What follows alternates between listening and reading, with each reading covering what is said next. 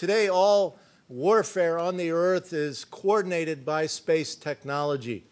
For example, when the U.S. launched that offensive in 2003, shock and awe, in the initial attack, 70% of the weapons that were used were guided to their targets by military space satellites. So the Pentagon is saying that space will allow us to control the planet on behalf of corporate globalization. Today, NATO is becoming a military global offensive alliance.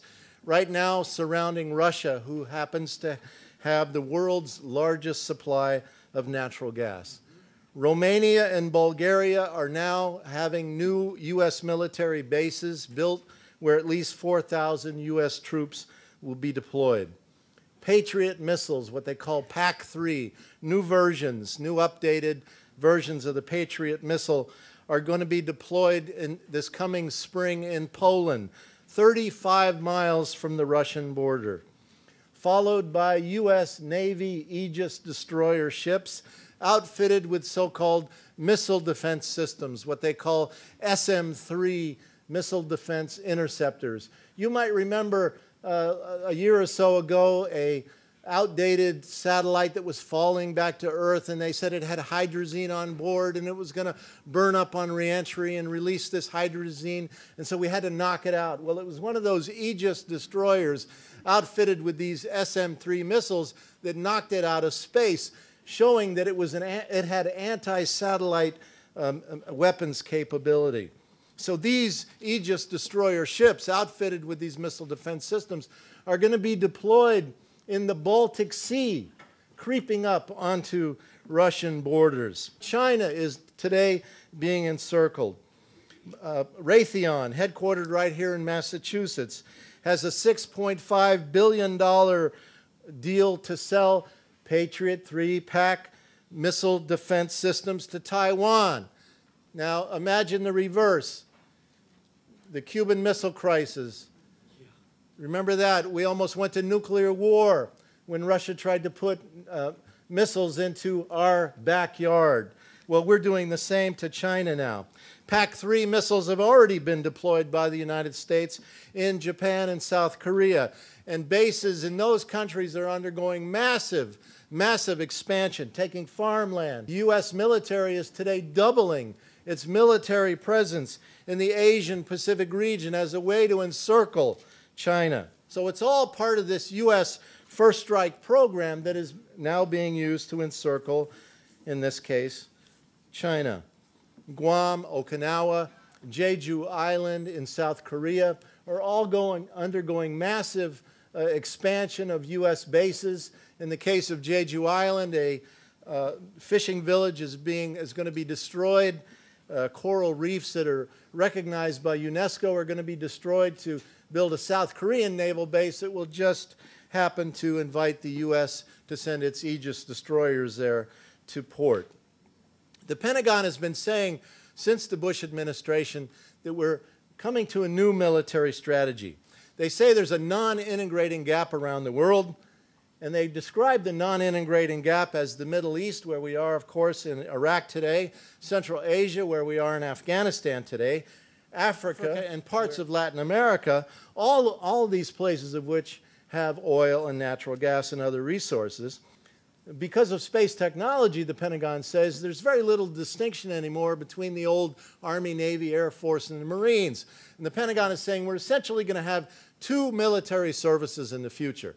One is called Leviathan, where we're going to go in with overwhelming force to take over these places in the non-integrating gap. And they say the other force will be called systems administration, something that we're not doing so well today, they say, in Iraq and in Afghanistan. And Lockheed Martin is now receiving massive subsidies to train new generations of what they call systems administrators within the military to go in and run a country after we've gone in with Leviathan and destroyed it. And they say about systems administration that these troops will never come home. The Pentagon also says that we're not going to have jobs in the United States anymore because of corporate globalization of the world economy. It's cheaper for corporations to go overseas, maximize profits internationally. And so because of that, we're going to have a growing number of young people who are whiling their time playing video games, computer video games. And they're angry and they're upset, and they will be perfect people to bring into Leviathan. It's called the economic draft. In 2010, the Pentagon increased its budget by 4%, thanks to Senor Obama asking for that kind of an increase. And in 2011, I just saw a headline in Defense News just a couple days ago reassuring all contractors that Obama was going to be very good to them in 2011, not to worry about any decreases. There will be increases in the military budget that year as well. Well, in my state of Maine, we've spent, as our share of the wars since 2001, according to the National Priorities Project, our state, population of about 1.5 million people, has paid $2.5 billion into these endless wars. Our Democratic governor just recently has announced $438 million in cuts to education and social spending in our state. Essentially, we're seeing the dissolution of social progress, not only in Maine, but across the country, as today we have 40 states that are in fiscal crisis. Well, this is the making of a movement. If we again begin to connect the dots between war spending and social dissolution of social progress. In Maine, we've created a statewide coalition made up of peace groups around the state called Bring Our War Money Home. We've created a website, which we'd like to refer you to.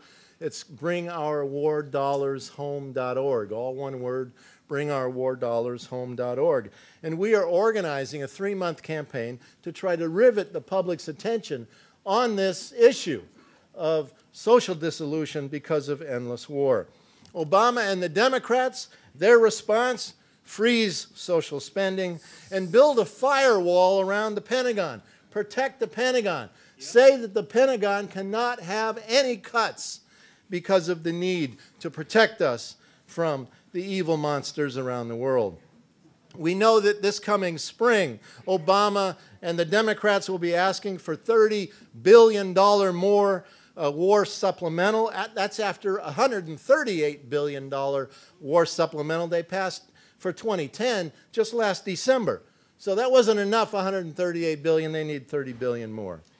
We've got to go hard after the House of Representatives. Many people are now beginning to agree that trying to talk to Obama is a waste of time. Trying to talk to the United States Senate is increasingly problematic. What we need to focus on is the House of Representatives. If there's one place where we actually have a slim chance to actually block war funding, it's the House of Representatives, and they're in charge of appropriating the funds.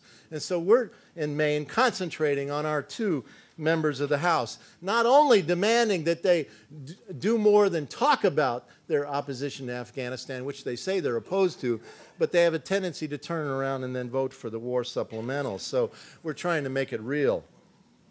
We've got to, in order to do all this, we've got to reach beyond our normal political bases.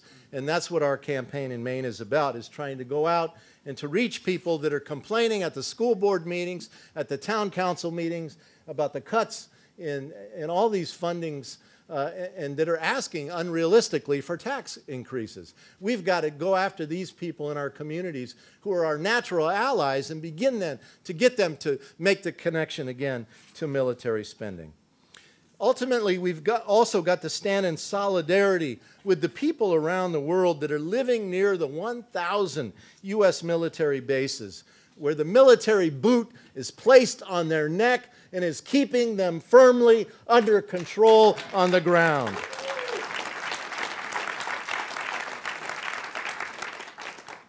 One last thing.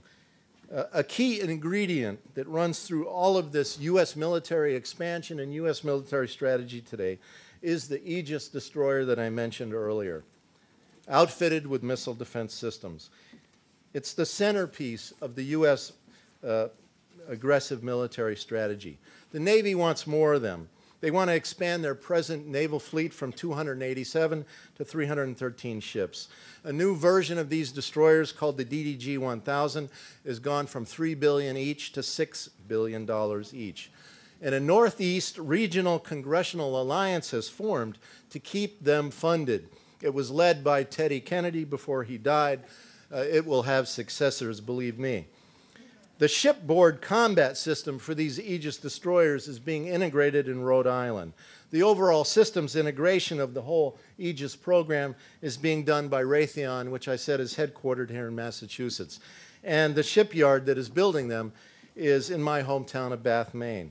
We might want to begin to explore a Northeast regional organizing strategy around these ships and the dangerous, provocative, and destabilizing role that they play in U.S. foreign policy. Thank you very much.